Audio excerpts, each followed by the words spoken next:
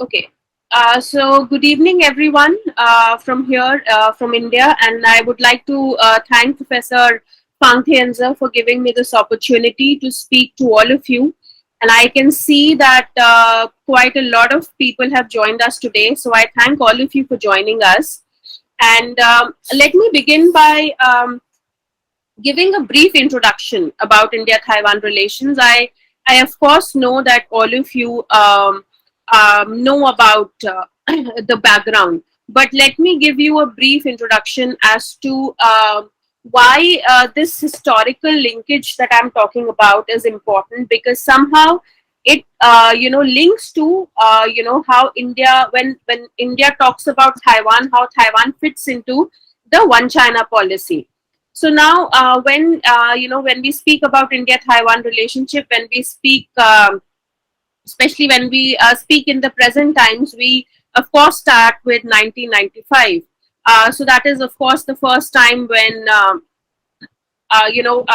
is of course the first time when um, the offices were established, when when India of course opened their India Taipei Association in Taiwan, and vice versa when Taipei Economic and Cultural Culture Center was opened here in India. So that's how how people actually start looking at the India Taiwan relation. But there's something that we all need to kind of know, that the relationship between India and Taiwan is goes a little way back. It goes back when actually there was a relationship between our first Prime Minister Jawaharlal Nehru and Chiang Kai-shek, who was based in mainland China at that point of time.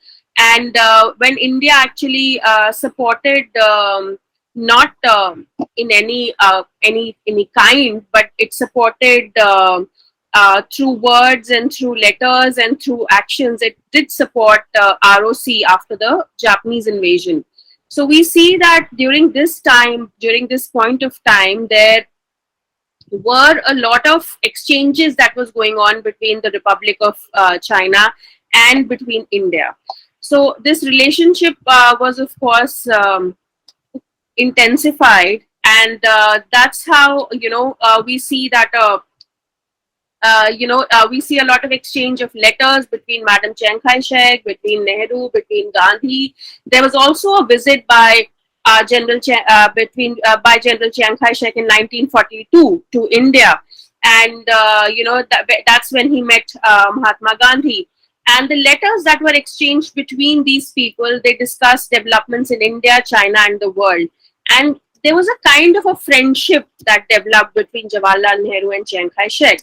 So when Chiang Kai-shek moved from mainland to Taiwan, to made Taiwan as his base, that is the time when he actually thought that because of this friendship, India would recognize ROC. But due to the popular sentiment in India and due to India's own foreign policy, when it looked, because the Communist Party of China had of course had mainland, which was one of our biggest neighbors.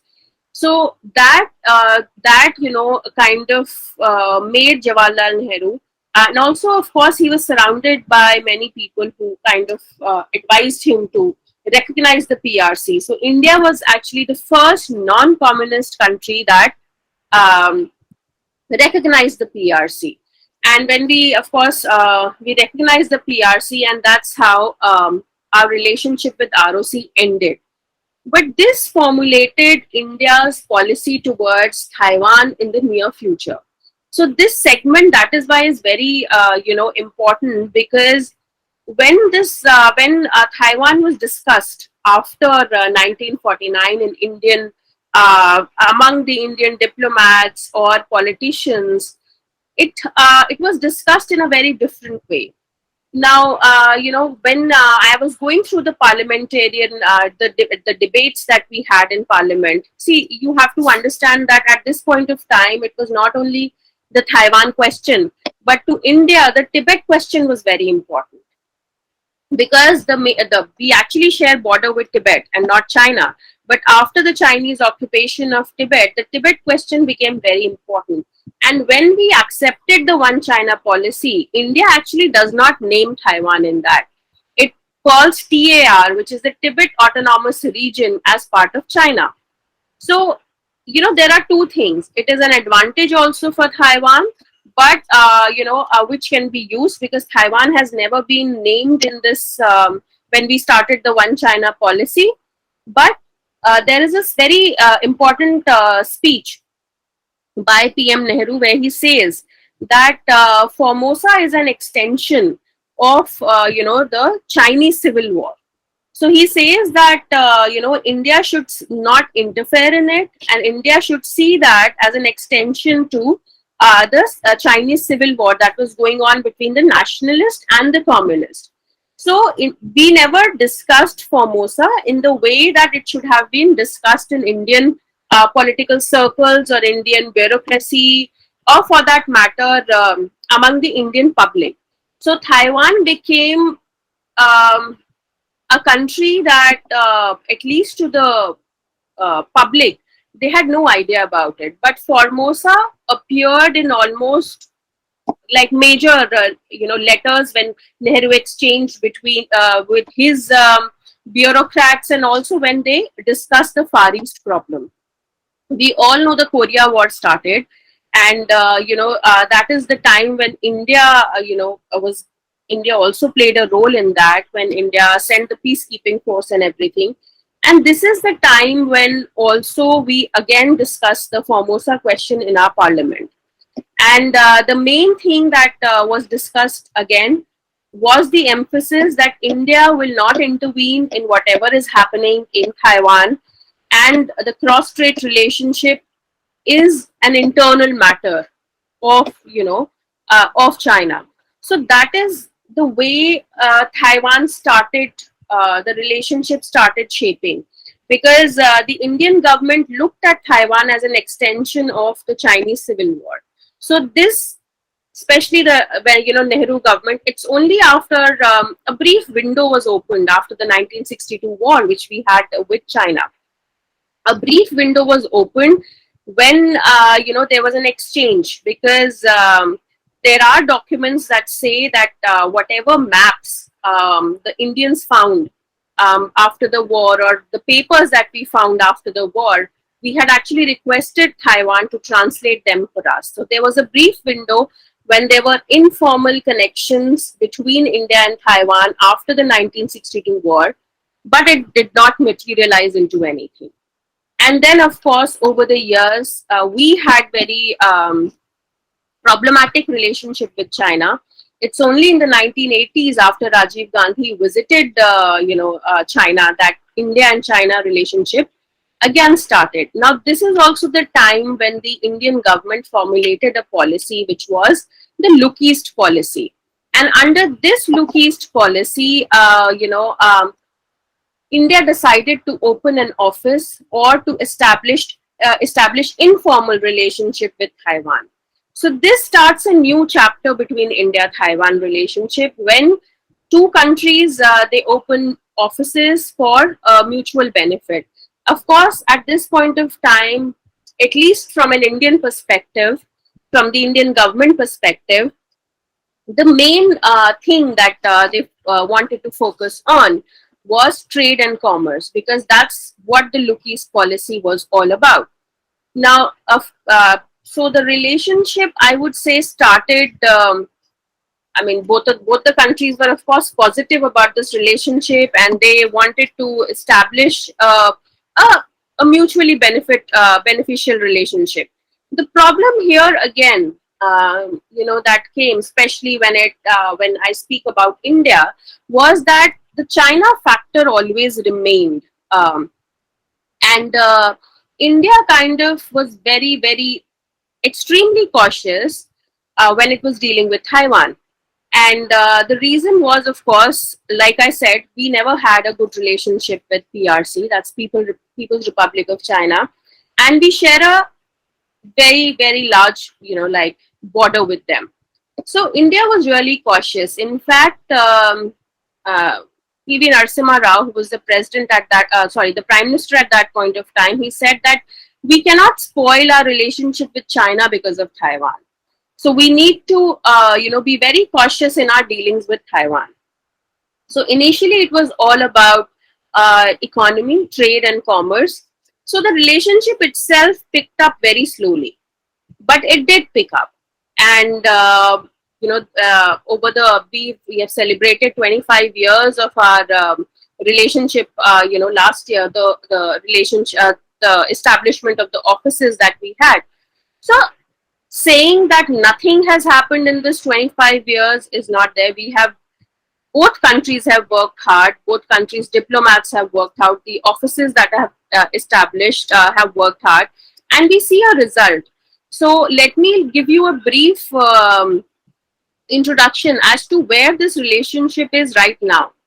Now, when I talk about the relationship right now, there have been a lot of changes. Like 2003, 2004 was the first time when the Taiwanese government actually started giving scholarships to Indian students. And initially, the first year there were only 5 students that went to Taiwan. But these were the small beginnings that happened. But there are phases even when we talk about the present relationship, like from 2003. Like I said, when the scholarship started, giving.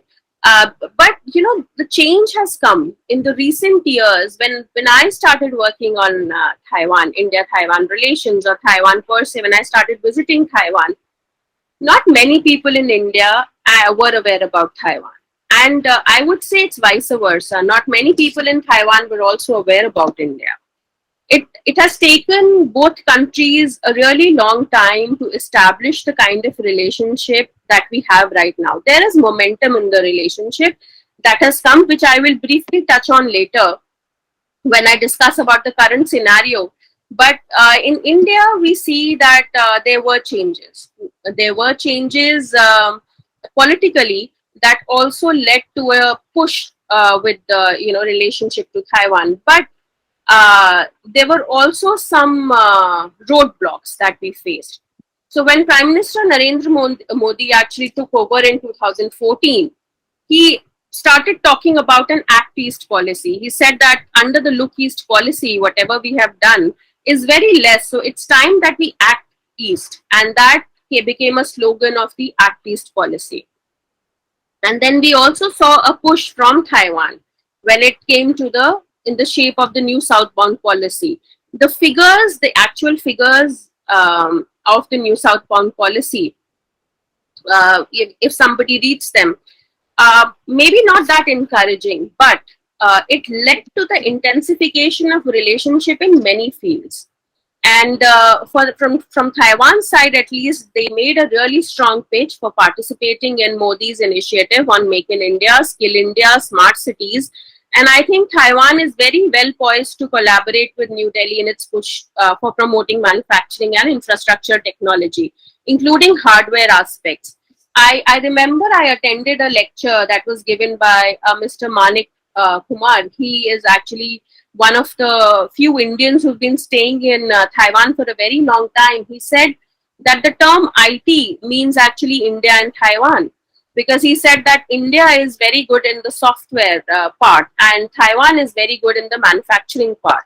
So India and Taiwan have done a lot, could do a lot in this field, and they have been doing a lot in this field. The process, when we talk about Taiwan and India participation over the years, the present economic ties, if we talk about India's economic interaction with Taiwan, has actually gained momentum in the past decade. This last decade has been good in between India and Taiwan in many ways. So first, the economic ties have been there. We have signed several agreements in agriculture, investments, heritage railways, civil aviation, DTAA, industrial cooperation, SME cooperation, custom cooperation. They are, like, to name a few. We have signed number of agreements, and the cumulative FDI inflow from Taiwan to India worth 755 million US dollars, and this is from April 2000 to June 2020. Now, the bilateral trade between India and Taiwan is also on the rise. It has increased from $2 billion US dollars in 2006 to 5.7 billion in 2020, registering a growth of almost 185%. And according to TECC here in India, the figures that they have given, the bilateral trade hit new records in 2021 at over 7 billion US dollars, and more than 120 Taiwanese companies have been operating in India with cumulative investments of 2.3 billion US dollars. And this very year, State Bank of India, which is a central bank of India, that raised 300 million US dollars issuing Taiwanese Formosa bonds, the first Indian commercial entity to do so. The bonds will be issued through its London branch, that is SBI's London branch, as of January 26th, and will be listed on Taipei Exchange, Singapore Stock Exchange, and Indian International Exchange. So the issue attracted a wide range of investors, such as asset managers, private bankers, and financial institutions. There was also a statement that was made by the SBI Managing Director, Ashwani Kumar. He said that the Formosa issuance demonstrates the strong investor base the bank has created. Of course, he was talking about his bank, but this also shows that India-Taiwan economic ties have been growing over the years. We, of course, can talk about that the economic ties are still not, they have still not realized the potential that it should have been. After all, India is one of the biggest markets, and we have more than we have such a big middle class, such a cash-rich middle class, and we can actually use use their potential. So we have actually not realized the full potential of the India-Taiwan economic ties, but the road, of course, still ahead is very big, but we have still achieved quite a lot. Now, the other field currently, and maybe the first field that India-Taiwan made great progress, was actually the educational ties, the educational relationship that we have. So in 2010, Foundation of International Cooperation in Higher Education of Taiwan signed an MOU with the Association of Indian Universities. So this is very important because because of this process, academic degrees and certificates recognized by both countries will recognize each other's degrees and certificates. Now, why this is important is that even now we have a huge Indian student population in mainland China. They are doing medicine there, in Ukraine and other countries, but we don't recognize their degrees. They have to come back and give an exam, and only if they clear that exam can they actually practice medicine in India. So, this is one of the, I think, important achievements, that we have actually signed this contract, signed this MOU, by which academic degrees and certificates recognized by one will be recognized by the other, which has allowed greater research collaboration and exchanges by teachers and school administrators, and also research fellows like us. Because when I applied for the Who Are You scholarship, had my degree not been recognized, I would have not been eligible, for the fellowship and scholarship. So, currently, this, of course, the credit goes to Professor Wang and Professor Fang, who, through the Taiwan Education Center in National Tsinghua University, they have actually, under the Ministry of Education, they have actually established 19 education centers, and with different universities in India, and more than 22 teachers are teaching Mandarin here, and 8,000 Indian students have taken Chinese courses in India, which is a huge number, because in India, Mandarin initially, not now, of course, now it is extremely popular, but there was a time when I was growing up and I was in school, it always used to be French. that was a popular language that, students would study if they at all studied some other language. But it's amazing. It's the 8,000 Indian students are actually the ones who have enrolled in Chinese courses under these Taiwan education centers. But Mandarin the demand has been growing in India. And this is one field where actually India and Taiwan can work together on a larger scale. Because almost every day, because people assume that because I work for a center for China analysis and strategy, we teach Chinese. So every day we get calls from students that they want to study Mandarin, they want to learn Mandarin, and from where they can do it, whether we teach it. So this is something that can be really worked on. So when in the end, when I give recommendations for India-Taiwan future relationship, I think this is an extremely important field, because this is something that has been growing over the years and which has more scope when it comes to growth. And the Taiwan education centers in India, they also provide Chinese courses for senior Indian officials, tourism promoters and employees working for Taiwan enterprises in India. And here I would like to point out that now even the Indian Foreign Service candidates who, because all of them have to learn a language, all of them who choose Mandarin are actually sent to Taiwan now.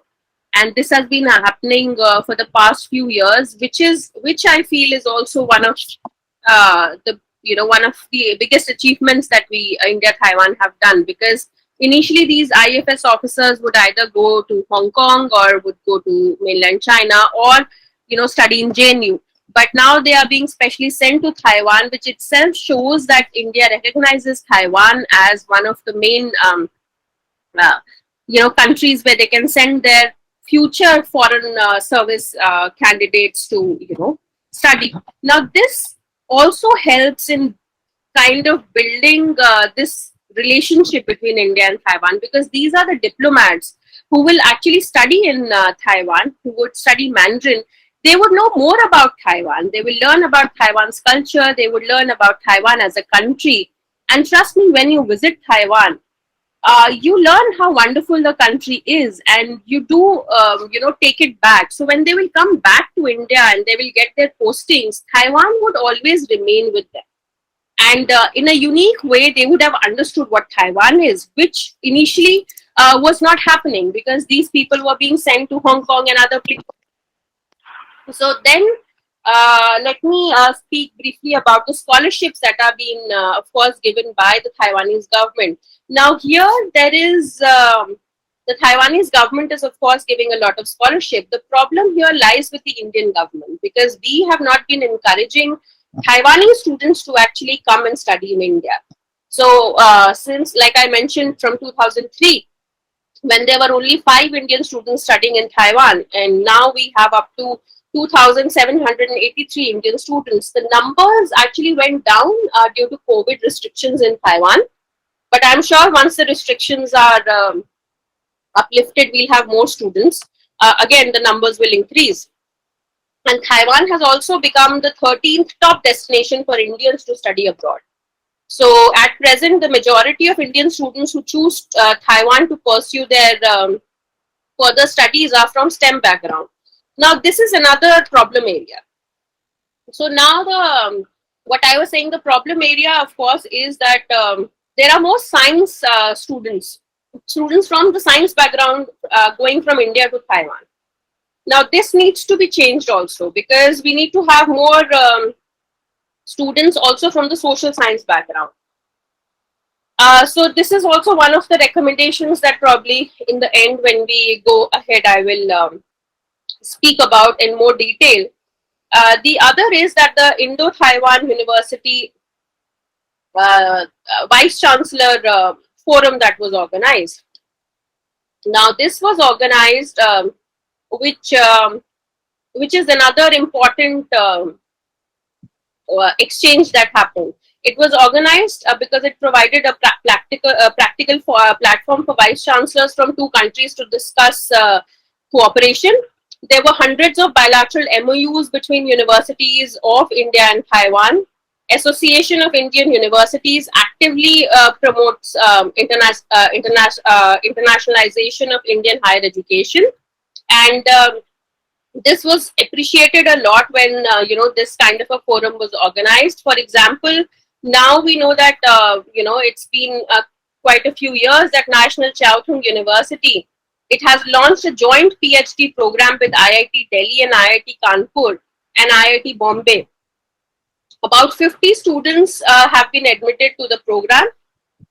They will spend half their time in both the institutes, so half the time in India and half in Taiwan. The selected students will have a mentor from each of the countries, so students can explore job opportunities in Taiwan's science parks. I think it's a win-win situation for both sides, for the students and also for India and Taiwan.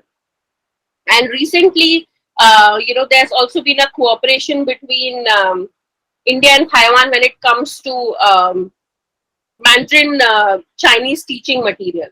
So the fourth India-Taiwan bilateral forum on Mandarin teaching, Chinese teaching material for Indian learners, that was organized recently, and it discussed subjects like the practical theoretical experience of educators working on writing or editing of Mandarin Chinese study material, how to design courses and how to design a strategy for such materials, the application of digital media, human resource development and exchange as they relate to Mandarin teaching material.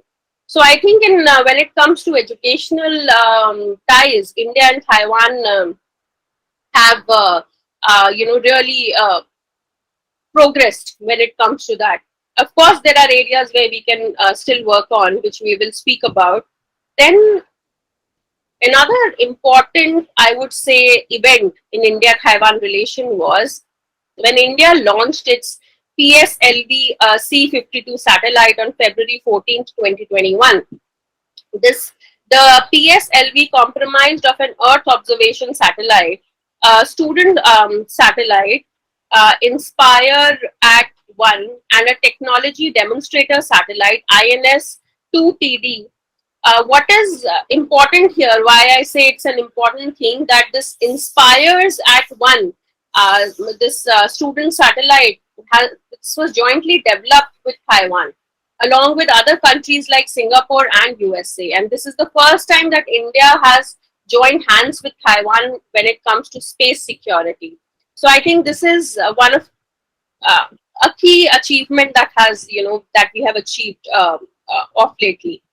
Then the second is the Indo-Taiwan Joint Research Center on Artificial Intelligence and Machine Learning. That has been opened, of course. It was the research work. The research mainly is on artificial intelligence and machine learning. The center was inaugurated in July 2019 and is being supported by the Ministry of Science and Technology, Taiwan. So the Ministry of Science and Technology in Taiwan has also done a lot of work when it comes to collaborations with India, and the collaborations actually show. So the academic partners under this Indo-Taiwan Joint Research Center on Artificial Intelligence are actually National Chung Chang University, Taiwan, and Indian Institute of Technology, Roper. This center has also, this joint collaboration is also very important because India and Taiwan, one of the key areas, according to me, where India and Taiwan should cooperate is artificial intelligence. And this is just one step that we have taken in that direction. The other is that the Department of Science and Technology and the Ministry of Science and Technology, most of Taiwan, they have launched a joint call of proposal 2022. Both agencies will be nodal agencies to implement the program of cooperation between India and Taiwan. And currently they have invited, joint research proposals for Indo-Taiwan S&T cooperation program. And I think this is the right direction where we are going, at least when it comes to the cooperation between the two ministries, the Science and Technology Ministry of Taiwan. They have done quite tremendously well when it comes to signing all these MOUs, because they are extremely important avenue where India and Taiwan can actually cooperate. Now, all this cooperation that we spoke about, and especially I will also speak about the cultural exchanges that we are having. Before COVID hit, India started having regularly the youth ambassadors from Taiwan. We also have groups from Fujian University that actually visit India every year. That also stopped because of COVID. And the first film festival, Taiwanese Film Festival, was also hosted in 2018 in India. So we see a lot of cultural exchanges also happening between India and Taiwan. But the story actually sometimes depends. India-Taiwan relation, the structure problem between India-Taiwan relation is that the direction always comes from the top. Because India and Taiwan do not have diplomatic ties, India does not recognize Taiwan. The problem arises from there because whatever India-Taiwan ties we have looked from top to bottom. And I think this is one of my strongest recommendations, that the time has come where, this relationship cannot be driven from the top. The relationship somehow has to be seen from it has to go from bottom to top.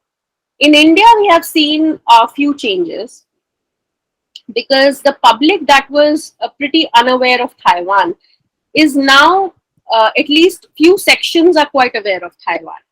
And there have been a couple of reasons that have contributed to that. Now, like I said, even when I just started my speech, that when I started working on Taiwan, there were very few people who would actually know about Taiwan. And I really had to explain to them, where Taiwan is and, that Taiwan is this wonderful country and everything. But now I see that there is a difference in that approach. Now, why that difference has come? The difference has come especially after two incidents. COVID. I think COVID taught a lot of people. COVID changed a lot of things in India. When COVID happened, it was the first time that I saw on television Indian media discussing about Taiwan. Because Taiwan was the first country to warn the world about, COVID. Of course, no one listened to it, and Taiwan managed the first wave pretty well. So there were a lot of programs that started coming on how Taiwan is dealing with COVID. And then suddenly Galwan Valley incident happened. For people who are not aware of the Galwan Valley incident, there was a border skirmish between India and China in May 2020. And in June 2020, because of this skirmish, 20 Indian soldiers were killed. Now, this kind of raised anti-China sentiment in India at an all-time high.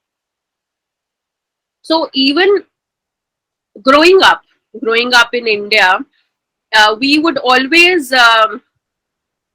call Pakistan as a number one enemy.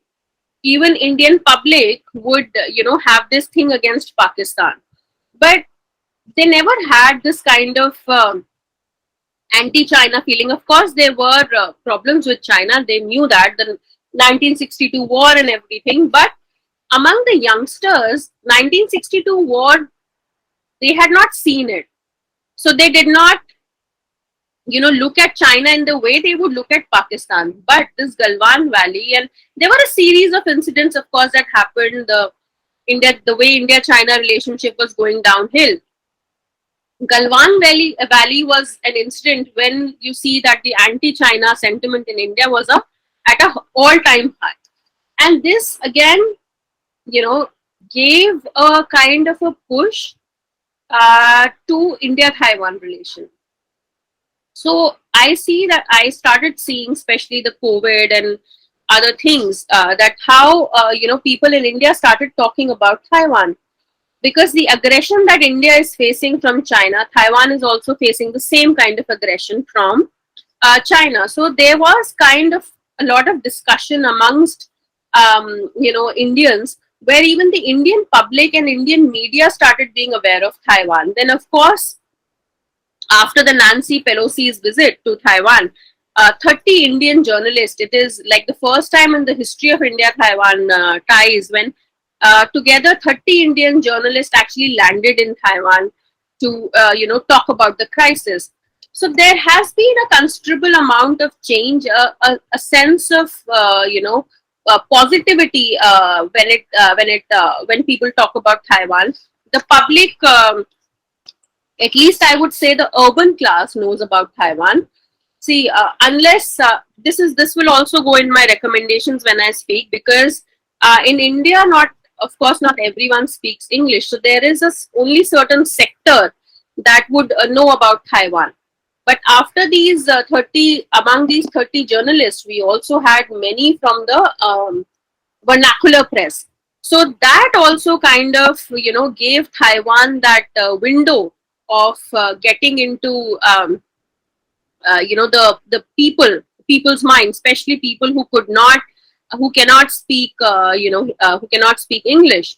So these things have actually changed a bit of a perspective when it comes to Taiwan. Many people are now aware of Taiwan, which is an excellent thing. There are so many TV channels that are talking about Taiwan. We see a lot of articles on Taiwan in print media. So that these changes have come. Now these changes have come, but I will also, speak about the diplomatic ties that are there between India and Taiwan. I mean, the diplomatic, of course, formally, we don't have diplomatic ties, but diplomatic ties in the sense when each other's members of parliament or, politicians have actually, the way they have, carried out their relationship over the years. Now, this positive tone, why I spoke about, because that is very important. Because that will change a lot of things in India-Taiwan relations, which I'll speak about it later. But let me briefly touch upon how India-Taiwan actually had some high-level exchanges over the years. So India-Taiwan actually eased visa requirements for each other's citizens in 2010. And they, like I said, they started recognizing each other's universities' degrees. So this was a time when our former Indian President APJ Abdul Kalam, he paid a visit to Taiwan. In 2011, India hosted Taiwan's education minister, several deputy ministers, and former chairperson of the Taiwan Democratic Progressive Party, and of course now the President Tsai Ing-wen. The two sides have also signed customs and double taxation avoidance agreements, while Taiwan opened a second representative office in Chennai. In 2014, Indian Prime Minister Modi, when he was, this was the first time when he became the Prime Minister, he invited Ambassador Thien, who was the ambassador at the Taiwan embassy here in India, for his swearing-in ceremony. And when it comes to Prime Minister Modi, let me give you a little background that he is the only Prime Minister that had actually visited Taiwan in person. In 1999, he visited Taiwan as General Secretary of BJP. In 2011, he had hosted the largest ever Taiwanese business delegation in India as the Chief Minister of Gujarat. And in 2012, Taiwanese officials attended the Vibrant Gujarat conference in Modi's home state.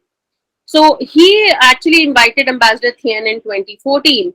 And when Tsai Ing-wen won Taiwan's presidential election in January 2016, a BJP official attended her inauguration, while BJP General Secretary at that point of time, Ram Madhav, he tweeted her congratulations. So the same week, former Taiwanese Foreign Minister Hung Mao-Thien was featured as a speaker at the Raisina Dialogue Conference in New Delhi. And I was present at this Raisina Dialogue where the Chinese representatives from the Chinese embassy in India, they actually raised quite they started kind of saying that how can you invite the Taiwanese delegation and former Taiwanese foreign minister when we are here, and it is against the One China policy. And of course, they were calmed down, and the presentation was made, and we had a participation from the Taiwanese side. So this, again, these are the important developments that happened. Then in December 2016, Indian MPs formed a new India-Taiwan, both sides actually formed a new India-Taiwan Parliamentary Exchange Friendship Forum. After this was formed in February, India hosted a delegation of female Taiwanese parliamentarians, and this actually kind of attracted a lot of negative articles from the Chinese state media. In 2018, again, Indian Parliament Standing Committee on External Affairs released a report urging the government to this report by the Parliament Standing Committee is very important, because they actually recommended that the government to abandon differential foreign policy towards China, and suggested that it should use all options. So in 2018, this the standing committee very openly suggested that India should try all options when it comes to their relationship with Taiwan. It even added that when India is overtly cautious about China's sensitivities while dealing with Taiwan, China does not exhibit the same deference while dealing with India's sovereignty concerns. So this Parliament Standing Committee actually recommended that India should, kind of abandon its policy of being overtly cautious when it comes to its relationship with Taiwan, and it should actually go all out when it comes to its relationship with Taiwan. So this, I think, was important discussion that happened in the Parliament, and the Standing Committee recommendations, I think, will go a long way. Though we have seen contradictory things happening, even after this recommendation, we have seen that the Indian government has been, basically the Indian bureaucracy have been extremely cautious about Taiwan. So, things have happened. It's not that after this parliamentary committee, the standing committee recommendations, India's MEA has gone all out when it comes to Taiwan. But I think it was this was a very positive recommendation by one of the parliamentary standing committees.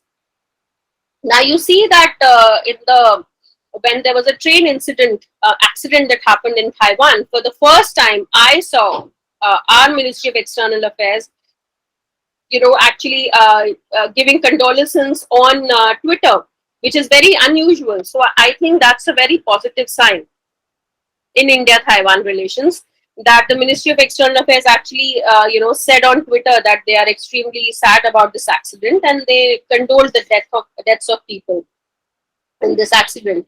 So there have been positive responses, there have been positive things, but there also have been some setbacks when it comes to India-Taiwan relation, because the first time when Prime Minister Modi came to power, he did invite Ambassador Thien for the swearing in.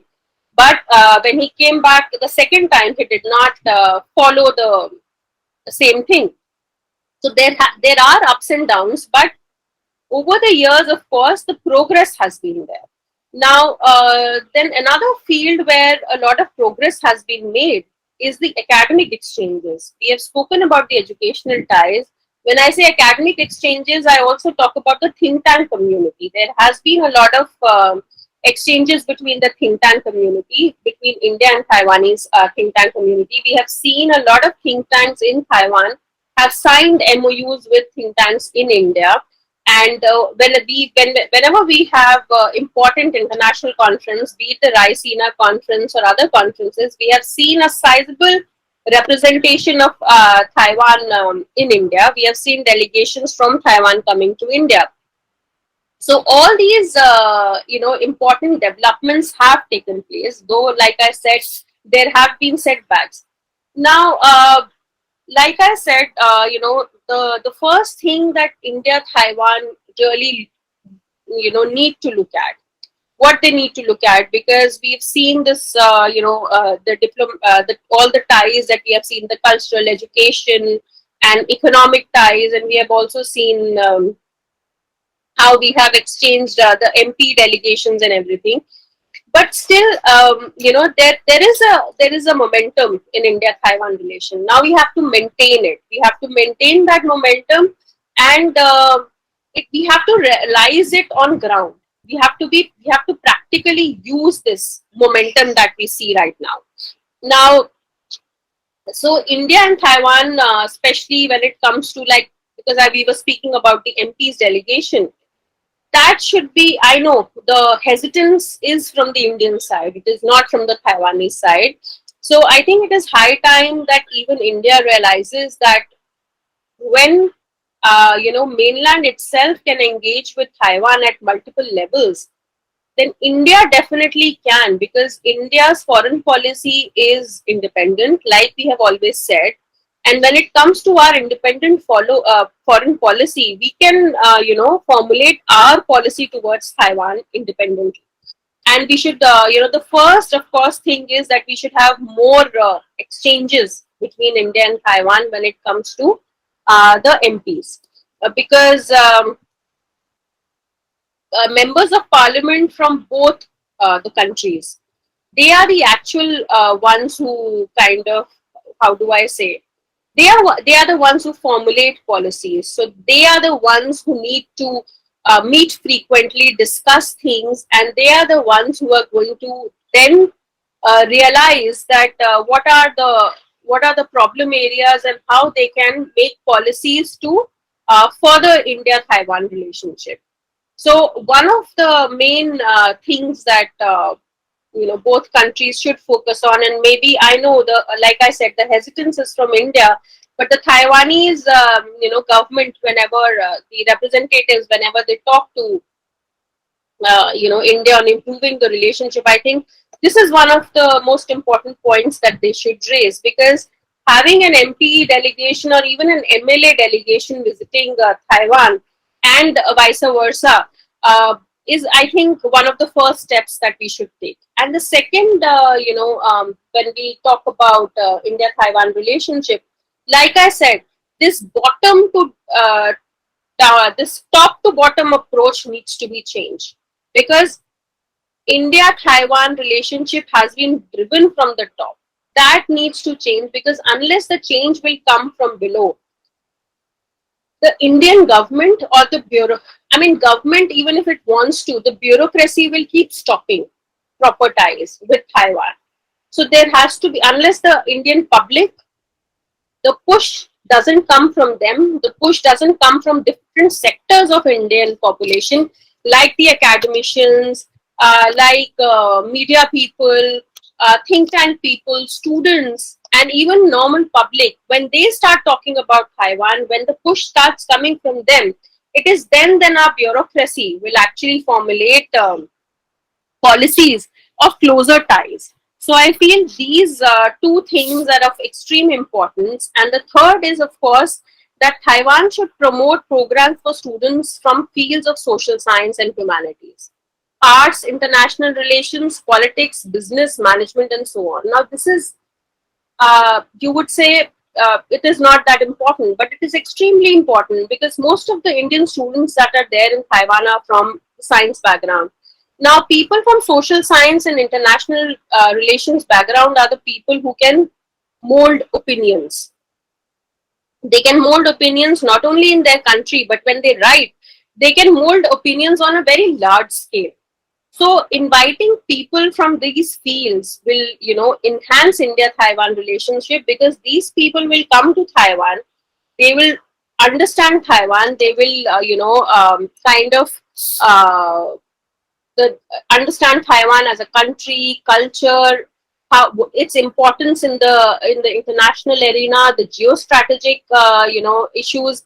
And they are going to write about it. They are going to publish in international journals. They are going to publish in their home country when it comes to newspapers and other things, and that is how more awareness will be created about Taiwan in India. So it's like, people from India who have got scholarships when it comes to IR or social science. I have seen many of them have started writing about Taiwan, talking about Taiwan, which has created an awareness about Taiwan in India.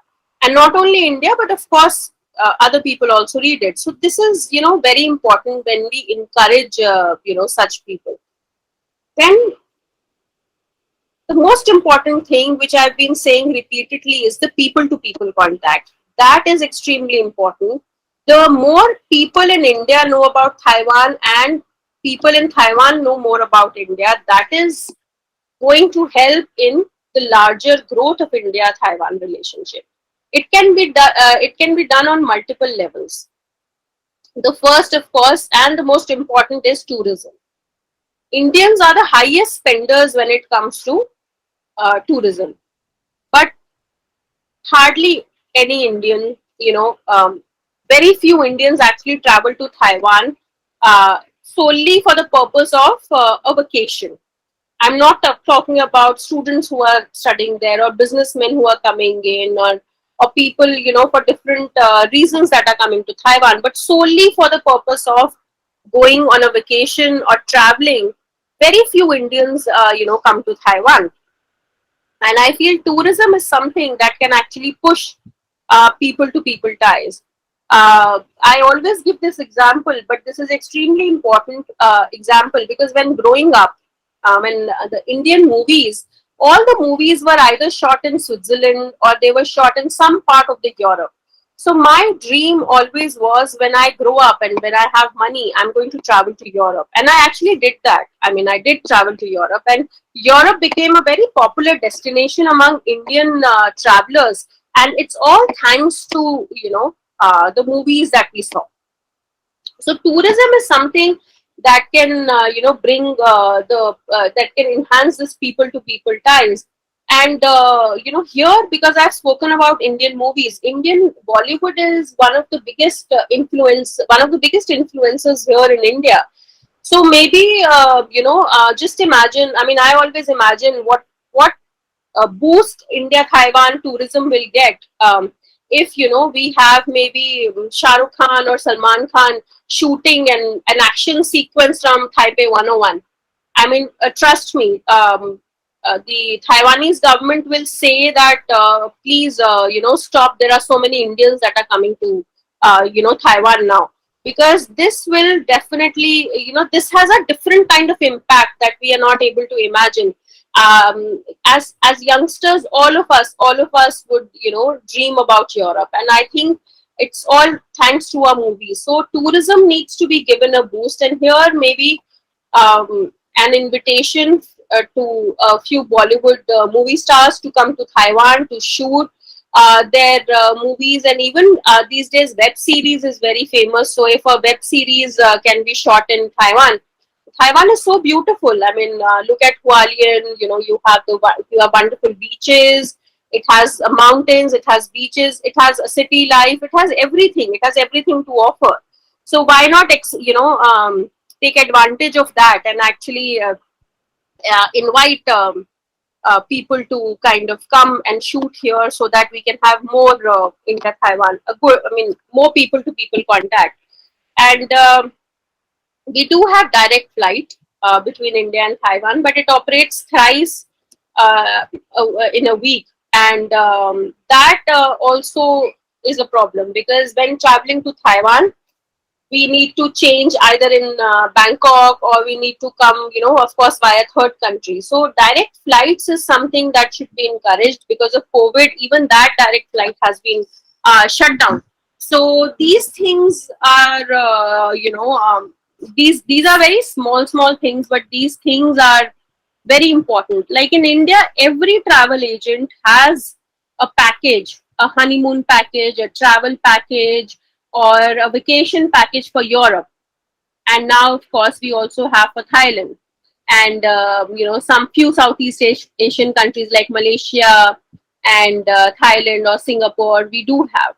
And but for Europe, maximum we have the tourist packages. So maybe even travel agencies in India and Taiwan can cooperate, and they can make a travel package for people, so that it's easier for them to come and visit Taiwan. Because only if people will visit Taiwan, they will realize how beautiful this country is, the way people are. I mean, I had the best experiences in Taiwan when it comes to Taiwanese people, and I think I fell in love with Taiwan because of its people.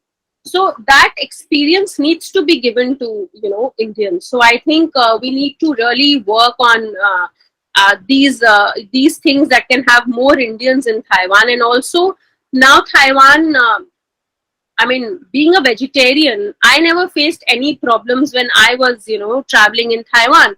So I'm not talking only about the Indian restaurants, but you also have a lot of vegetarian restaurants when it comes to Taiwanese food.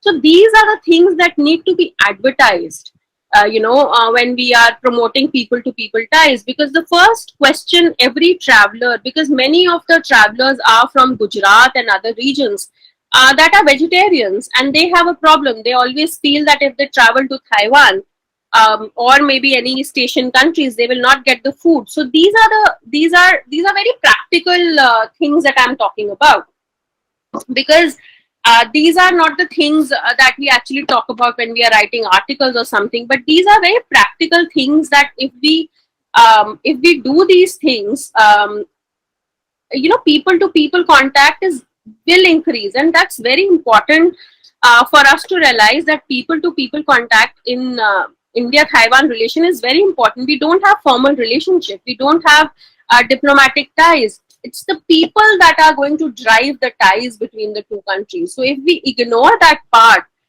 because if we are waiting for Prime Minister Modi or President Tsai Ing-wen to have a meeting, and only then India-Taiwan relation will progress, then probably we are not being practical. So we need to be practical, and we need to see how small things that we do will actually bring India and Taiwan closer. So I think this is one of the fields where we need to work on. Then I think from India's side, I think India has been too cautious when it comes to Taiwan. So I think India should shed that inhibition that they are having, because I personally feel, why are we so afraid of China? We have an independent foreign policy, and China will do what it wants to do. They have been doing what they want to do when it comes to India.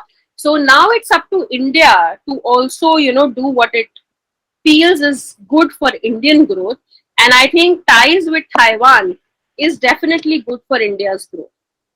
So maybe when it comes to encouraging the educational ties or the commercial ties that we have, I think even if our state ministers or any junior minister from India can also visit Taiwan, I mean, that would give a real boost to the commerce and the HRD, the education and commerce exchanges.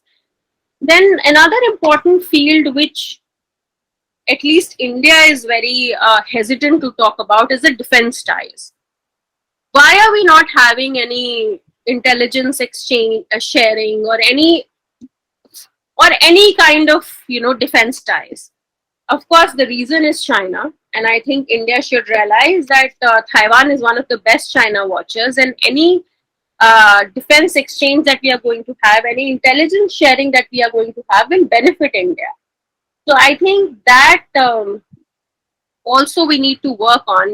We can put it in the larger strategic relationship that we have with Taiwan, rather than just focusing on hardcore military issues.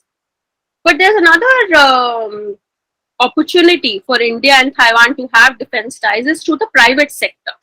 India has a huge private sector, defense private sector, and I assume Taiwan also has. So I think when the private sector comes closer to each other, or when they start working together, I don't think our MEA can say anything about it, because it's the private sectors that are engaging. So one way to maybe bypass MEA is to enhance the defense private sector in India and Taiwan to start talking to each other, start realizing what their needs are, and start working on it. I think that maybe will lead to further exchanges. And then India, like I said, India can only gain from the numerous scholarships that Taiwan gives every year. The problem here is that Indian government is not taking the initiative of having Taiwanese students here. So I think that should be one of the recommendations for the Indian government here, where they can also, start maybe a joint scholarship program where students are sent and half their cost is borne by the Indian government and half by the Taiwanese government. So that will also build up the relationship. So I think that's another recommendation that I have. Okay, so the other thing is that India has been very enthusiastic when it comes to Quad and Indo-Pacific strategy. There also, of course, we've had setbacks and the recent issues that we are having with the US, but I feel that Taiwan really shares our strategic objectives in the Indo-Pacific region. And I also wrote an article where I spoke about Quad plus 6, because I personally feel that Quad with just its 4 members will not have any future if they don't include the middle powers. And where I feel that Taiwan controls Ituaba, the largest island in the Spratly chain, along with the Pratas Island, which controls the South China Sea's northeast exit. I think this makes Taiwan an important ally for not only furthering India's interest in East Asia, but also, for monitoring China's expansion in East Asia. So this is something that India can work with Taiwan on. And I think the major roadblock, the elephant in the room, is the One China policy, which we need to address.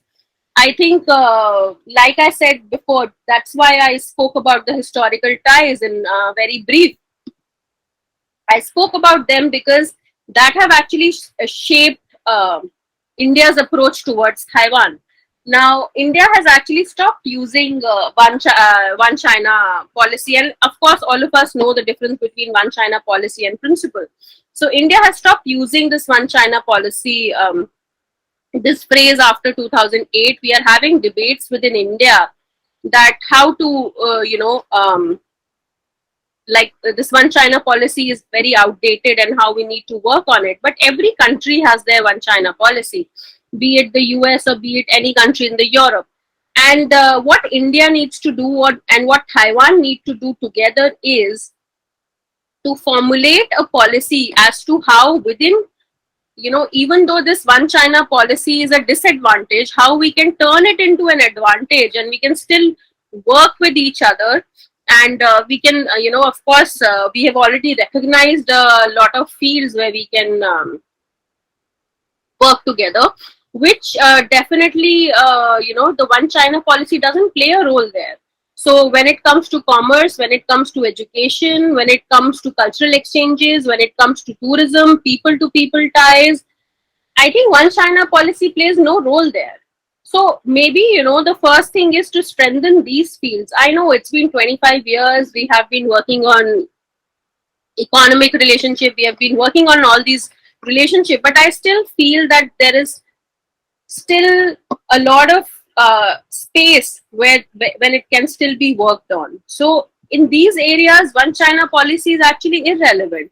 So we can actually strengthen our ties in these areas. And when it comes to even the economic ties, I know that India and Taiwan have had talks about the FTA, and I know how much important FTA is to Taiwan, because I understand that when it comes to Taiwan, it's the medium or small scale businessmen that are more in number, and they are unable to invest in India or come to India unless there is FTA or unless there is an ease of business.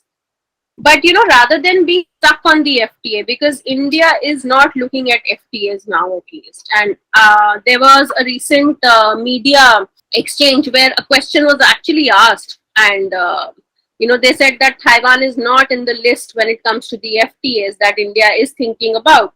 So rather than being stuck on FTA, it is better that India and Taiwan talk about sector-wise, sector-wise. So let's identify some sectors where India and Taiwan need to work when it comes to economic exchanges.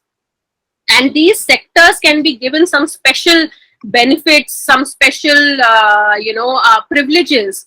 And that's how, we can actually progress ahead rather than just waiting for the FTA. I am one of the strongest advocates actually of this. But if it's not happening, rather than getting stuck on it, let's talk about the sectors. Maybe right now, India, of course, everybody knows we are very keen on semiconductor, we are very keen on other sectors. Let's identify sectors that are mutually beneficial to India and Taiwan, and then we can, give special privileges in those sectors.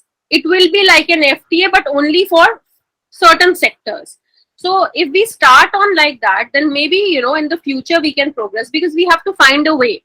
We can't really be stuck on, one thing and then, say that we need to work on it. And then we should increase our 1.5 track 1.5 dialogues. I know there are a couple, like I think with ORF and other institutions, but that needs to be increased. More institutions in Taiwan and India should come together for such track 1.5 dialogues, because they are extremely important. And they are the ones where the recommendations are, of course, directly sent to the government. And, if we have more exchanges, if we have more such reports, there is always a chance that some of the recommendations would definitely be, the government will take into consideration few of the recommendations. It's not that, these recommendations are never taken into consideration. Then this is my, proposal, which I've been working for a very long time, but unfortunately it has not happened, but maybe it can happen, is an India-Taiwan think tank forum, where think tanks in India and Taiwan can come on a platform. We can have it 1 year in India, we can have it the other year, we can have it in Taiwan, where think tanks of both countries come together and discuss ideas, because think tank community is it plays a very important role when it comes to, developing, ties between two countries. So I think this, and the last of my recommendation would be that many people, when I speak here, especially in the armed forces and other government agencies, when we speak about engaging with Taiwan more, they always say that the ROC also claims, they also have the same old historic territorial claims which PRC has. So I think if India could also engage with a democratic Taiwan and persuade it to drop its own old historical territorial claims, I think that would also play a very important role when it comes to getting Taiwan and India close. I thank you so much. I think I will end my speech here, and maybe we can have more in the question answer round. Thank you so much.